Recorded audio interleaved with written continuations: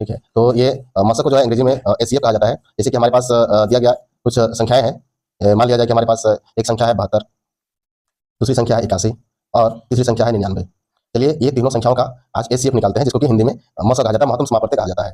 तो किसी भी दिए गए संख्या का मौसा निकालने से पहले प्रत्येक संख्या का जो है अभाज्य गुणनखंड निकाला जाता है। तो चलिए सबसे पहले 72 का अभाज्य गुणनखंड निकालते हैं। ये देखना है कि इकाई स्थान पर जो है ये सम संख्या है या विषम संख्या है। तो अगर कोई भी सम संख्या होता है तो इसका मतलब ये समझना है कि ये सबसे छोटी संख्या 2 जो है अभाज्य संख्या, इससे ये पूरी तरह से विभाज्य होती है। तो चलिए पहले 2 से देते हैं। 2 या 6, यानी कि ये 7 था, तो 3 बार जब हम पहाड़ा पढ़ते हैं तो यहाँ से एक 2 दाहिने तरफ चला जाता है। तो सामने वाला संख्या जो है ये जो है ये अब 2 नहीं पढ़ा करके ये पूरी तरह से 12 पढ़ाएगा, क्योंकि यहाँ से किसके पास चला गया था ये स्थान पर। तो ये 2 6 12 हो गया। ठीक है, ऐसा समझ में। आगे देखिए फिर सम संख्या है, तो फिर इसका मतलब 2 से जाएगा तो हो जाएगा 2 एका 2, इसके पास एक संख्या इसके पास चला गया तो 2 8 16, फिर 2 9 18, फिर 3 3 9, लास्ट में दे देंगे 3 एका 3। इस तरह से हम 72 का जो अभाज्य गुणनखंड निकाल लिया है। अब 81 का निकालेंगे अभाज्य गुणनखंड। इस तरह से सेम प्रक्रिया इसमें भी रहेगा। देखिए लास्ट में जो है इकाई स्थान पर 1 है, तो ये निश्चित है कि ये 2 का पहाड़ा में नहीं आएगा। ठीक है, अब 3 से ये डिविजिबल है कि नहीं है, 3 से विभाज्य है कि नहीं, ये हम इसका जांच करते हैं। तो ये 3 से जो है विभाज्य रहता है या नहीं रहता है जानने के लिए सबसे साधारण तरीका यह है कि ये दोनों जो नंबर दिया गया है इसको जोड़ करके और देखना है कि 3 का पहाड़ा में आता है कि नहीं आता है। जैसे कि ये 8 है और ये 1 है, इधर ध्यान से देखिए, ये 8 है और ये 1, दोनों को जोड़ेंगे कितना हो जाता है 9। तो 9 आता है, इसका मतलब ये समझना है कि 3 से विभाज्य है। तो 3 दूनी 6, यहाँ से इसके पास 2 चला गया, ये 21 बन गया, 3 7 21 हो गया। फिर 3 से जाएगा 3 9 27, फिर 3 से 3 तिया 9, फिर 3 का 3। इस तरह से 81 का भी हमने अभाज्य गुणनखंड निकाल लिया है। अब चलिए 99 का निकालते हैं।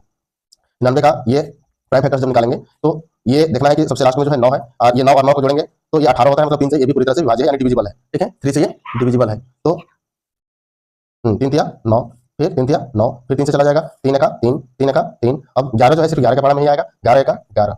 तो अब इसको हम लिख सकते हैं फैक्टर्स ऑफ 72, फैक्टर्स ऑफ 72 भी लिख सकते हैं और हिंदी में इसको लिखेंगे तो हो जाएगा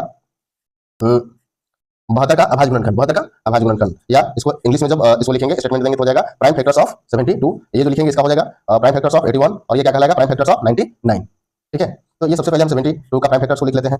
हो जाएगा 2 गुना 2 गुना 2 गुना 3 गुना 3, ये एक को लिखने की आवश्यकता नहीं है। फिर अगला संख्या हमारे पास है 81। 81 का जो अभाज्य गुणनखंड है ये 3 गुना 3 गुना 3 गुना 3 गुना, नहीं ये एक लिखने की आवश्यकता नहीं है, इसको रहने दीजिए। और अगर लिखना चाहेंगे कोई बात नहीं, अगर लिखना चाहेंगे लिख भी सकते हैं, नहीं लिखना चाहेंगे नहीं भी लिख सकते हैं। ठीक है, ये है 99 का, यानी कि 99 का जो अभाज्य गुणनखंड निकाल देते जो निकाला उसको फिर से लिख लेंगे 3 गुना 3 गुना 11 गुना 1। अब इसमें देखना है ये तीनों में कॉमन क्या आता है। तो इसमें देखिए 2 है, परंतु ये दोनों में 2 नहीं है तो 2 तो कॉमन नहीं हुआ। परंतु इसमें देखिए अब अगला संख्या जो है 3 है, यहाँ भी 3 है, यहाँ भी 3 है, यहाँ भी 3 है, यानी एक कॉमन आ गया।